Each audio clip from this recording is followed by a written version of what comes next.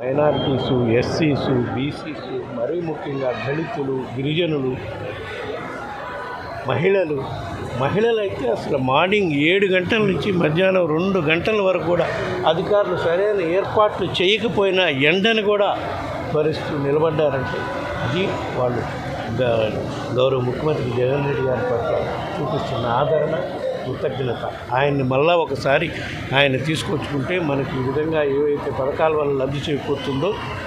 అవన్నీ కూడా రాబోయే రోజుల్లో వస్తాయనే నమ్మకం అదే నిదర్శనంలో మేము ఎప్పటి నుంచో భావించినట్టుగానే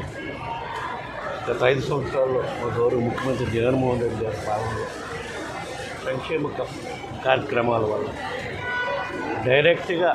కుటుంబాలలో మేలు జరిగిన దానికి మరీ ముఖ్యంగా మహిళలు, వృద్ధులు చూపించిన కృతజ్ఞతకు నిదర్శనమే మొన్న 13వ తారీఖు జరిగిన పోలింగ్ సరళి గమనిస్తే అర్ధరాత్రి 11:30, 12 వరకు కూడా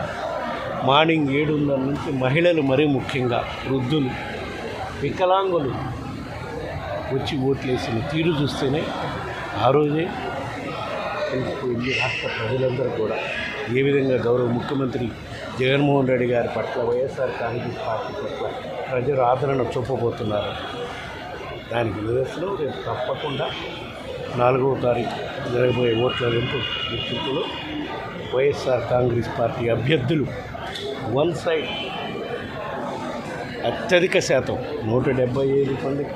అత్యధిక శాతం 150 పైనే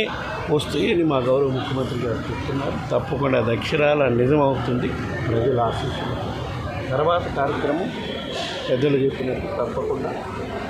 వైఎస్ఆర్ కాంగ్రెస్ పార్టీ అధికారంలోకి వస్తుంది. మా గౌరవ ముఖ్యమంత్రి జగన్మోహన్ రెడ్డి గారు ఇచ్చిన మాట ప్రకారం విశాఖలోని 9వ తారీఖు మార్నింగ్ 9:30 ప్రమాణ స్వీకార కార్యక్రమం కూడా విశాఖలో